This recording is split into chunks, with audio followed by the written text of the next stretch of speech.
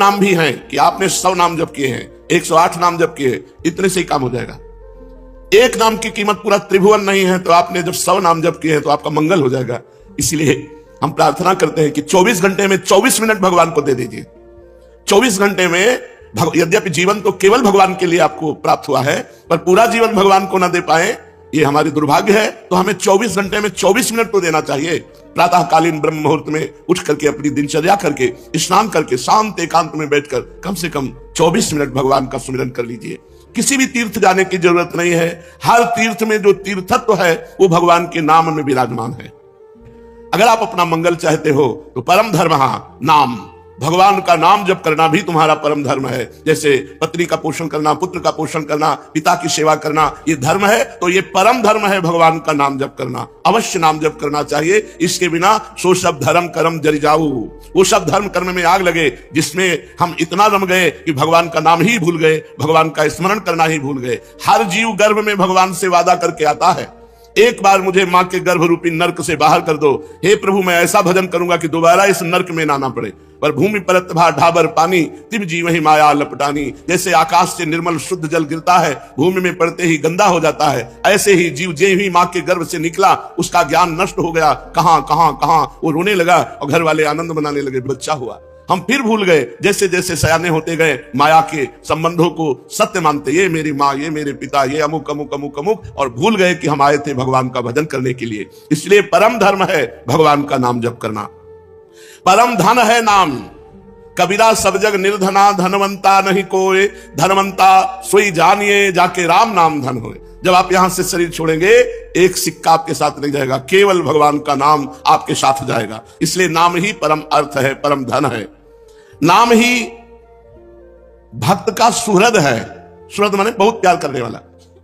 प्रहलाद जी से उनके मित्र पूछते हैं कि प्रहलाद जी आपकी आयु तो 5 वर्ष की है, कौन सी शक्ति आप में है कि त्रिभुवनपति हिरण्यकश्यप आपको आग में जलाता है, विष पिलाता है, सर्पों से डसवाता है, हाथी से कुचलाता है, पर्वतों से नीचे दबाता है, समुद्र में डुबाता है, लेकिन आपका बाल बांका भी नहीं होता, ऐसा क्यों? तो उन्होंने कहा मैं हरि नाम जपता हूं, हरिनाम के प्रभाव से मुझे भगवान गोद में लिए रहते हैं। तो ये दैत्यराज जितना विघ्न डालता है मेरा हरिनाम में उतना विश्वास और होता है।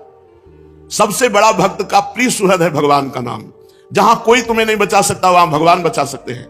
बड़े बड़े अंग रक्षक रख लो, बुद्धि खराब हो गई तो अंग रक्षक ही तुम्हें सूट कर देगा, लेकिन भगवान का नाम, नाम पाहरू दिवस निशी, ध्यान तुम्हार कपाट। यदि भगवान का नाम आप स्मरण कर रहे हैं और वो आपकी रक्षा कर रहा है तो सुदर्शन चक्र आपकी रक्षा कर रहा है, कभी कहीं कोई बाल बांका नहीं कर सकता।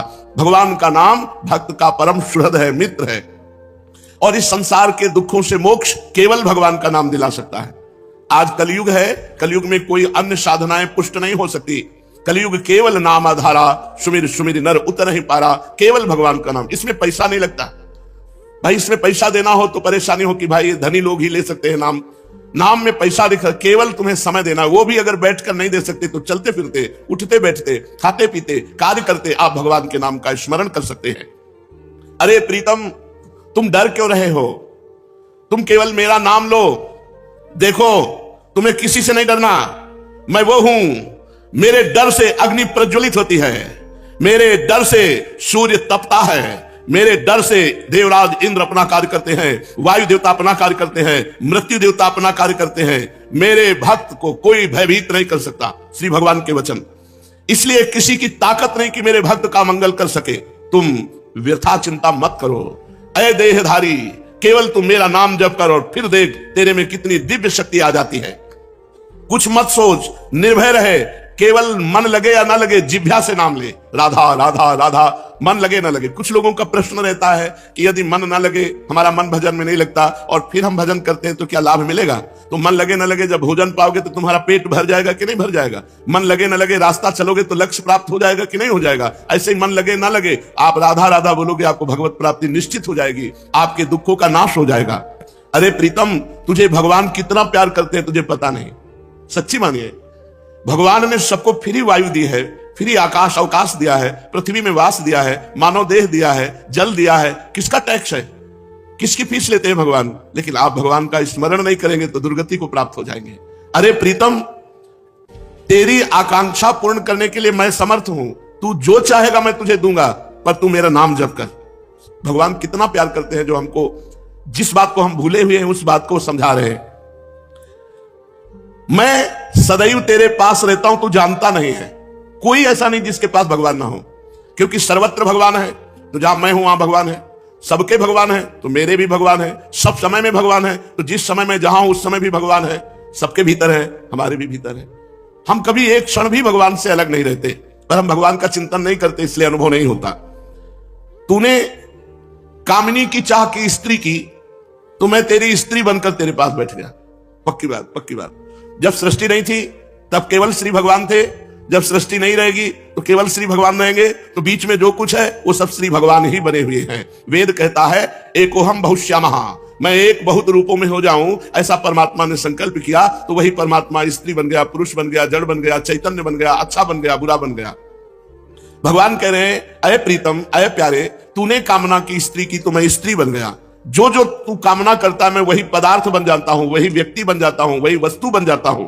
इसलिए तुझे कह रहा हूं कब तक तू कामना करता रहेगा मेरे को भूल करके। इसलिए मेरा स्मरण कर और कामनाओं का त्याग कर, तो मैं तेरे समीप ही हूं, तुझे ऐसा अनुभव हो जाएगा। जिस देह से तू ममता करता है, इस ढांचे से, पांच भौतिक शरीर से, तू देह नहीं है।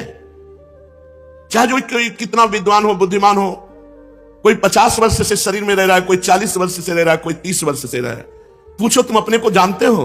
बड़े बुद्धिमान बनते हो, बड़े ज्ञानी बनते हो, अपने को जानते हो? तो कहेगा हाँ जानते हैं, मैं अमुक जगह जन्म लिया हूं, मैं नहीं, ये तो देह का परिचय दे रहे हो, ये तो ढांचे का परिचय दे रहे हो। जो 3.5 हाथ का ढांचा है तुम्हारे हाथ से, इसका तुम परिचय दे रहे हो। इसमें जो तुम रह रहे हो वो कौन हो?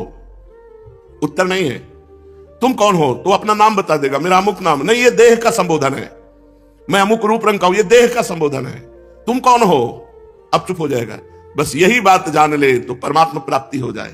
भगवान का चिदानंदमय स्वरूप तुम हो। अपने को भूल करके पुरुष शरीर में तो पुरुष मान लिया, स्त्री शरीर में तो स्त्री मान लिया। अरे ओ मेरी संतान, श्री भगवान कह रहे, इस जड़ देह की ममता से ही तेरा पतन हुआ है। इस शरीर से ममता हटा और मेरे में चित्त को जोड़, तो परिणाम में तू देखेगा कि तू मेरा ही स्वरूप है। सोई जाने जही देह जनाई, जानत तुम्हें हो जाई। अपने सच्चिदानंदमय आत्म स्वरूप का विस्मरण करके तू भोगों में, प्रपंच में, सब में फंस गया, और यही फंसाव अंतिम समय तेरा चिंतन बनेगा, और फिर अगला जन्म उसके परिणाम से हो जाएगा। इसलिए तू लौट, इस ममता और आसक्ति को मेरे चरणों में लगा दे, मेरे नाम का कीर्तन कर, मेरा नाम जप कर। नाम चिंतामणि कृष्ण चैतन्य रस विग्रह, पूर्ण शुद्धो नित्य मुक्तो अभिन्नत्वान् मनामिनो। नाम ही भगवान का चिंतामणि है। जो जितना नाम जप करता है, जो चाहेगा वो प्राप्त हो जाएगा, पर नाम पहले पाप का नाश करता है। यहां की जितनी चाहते हैं सब झूठी हैं, सच्ची मान लीजिए। एक कामना की पूर्ति होती है, 2 समस्याएं खड़ी हो जाती है, 2 की पूर्ति होती है, 4 समस्याएं। कब तक हम लगे रहेंगे इसमें? और इसके बाद मृत्यु आ जाती, भारी समस्या, सब छूट गया, फिर नई दुकान, नया मकान, नई विद्या, नया ज्ञान। कब तक भटकते रहेंगे? अनादिकाल से हमारा जन्म होता रहा, हर जन्म में मानते रहिए मेरा परिवार है, हर परिवार छूटता रहा। अब हम कम से कम मानव देह जो मिला है इसे आखिरी कर ले।